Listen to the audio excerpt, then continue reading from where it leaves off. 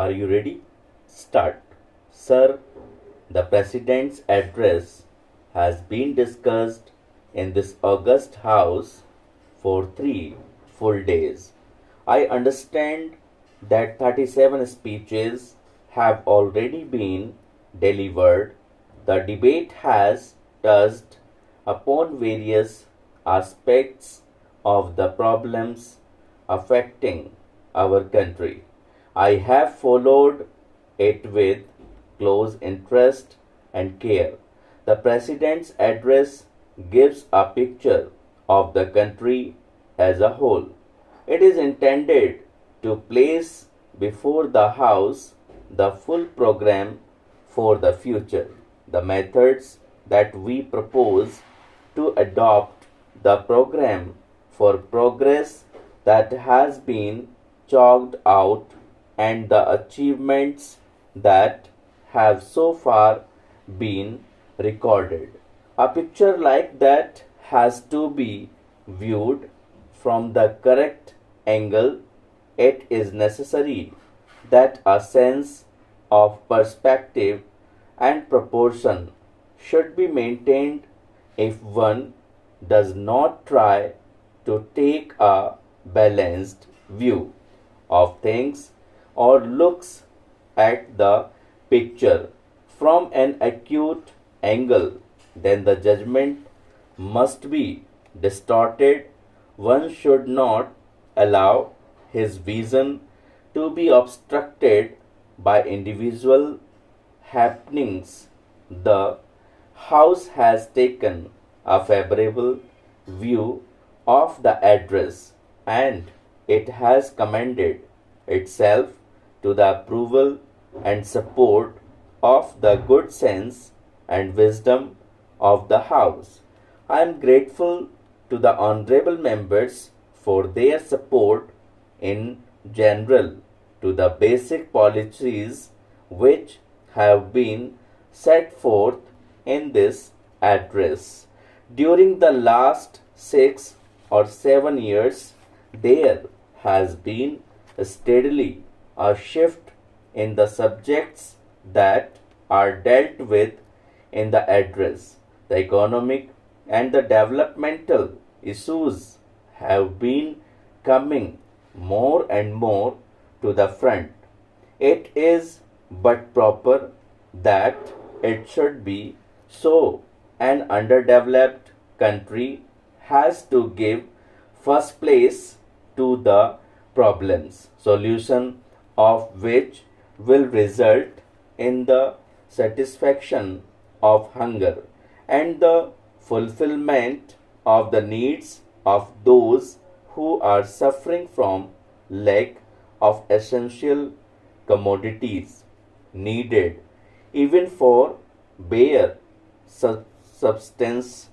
So, economic issues have naturally formed the most part of this debate, and various views about vital matters have been expressed, but basically all seem to be agreed. We want to establish a new, rich socio-economic order, an order in which there will be a substantial share of the good things of the life for everyone, and in which all will be bound by the bonds of goodwill.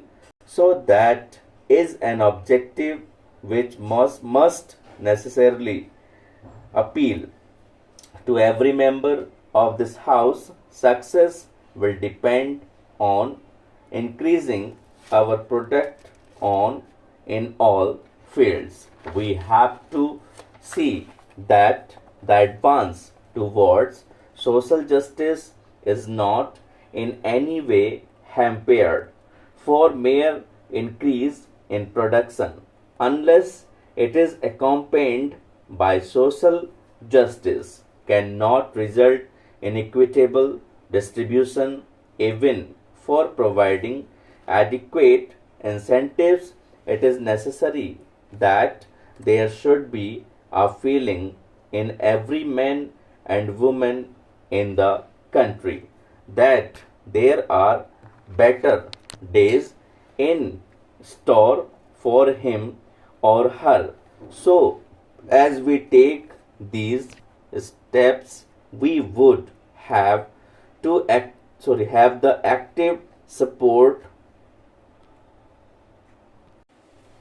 of all who are in a position to work for the enrichment of the community.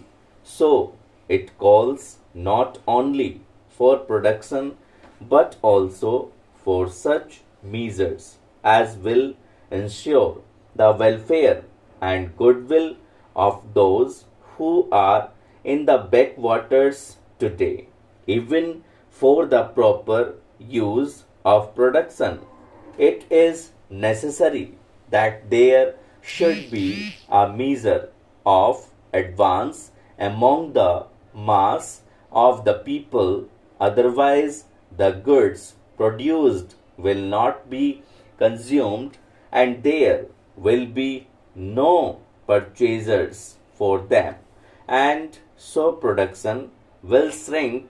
It has been so in certain cases when production is to be coupled with social justice, and we have big schemes and very ambitious projects to bring this about. There may be occasional jerks and jolts. We must not, on that account, get depressed. Institutional changes have to be made and other social steps have to be taken, so we should not get perplexed or confused by such contingencies in our onward march. There may be occasions when we may feel that everything is not smooth and that there are hurdles on the way.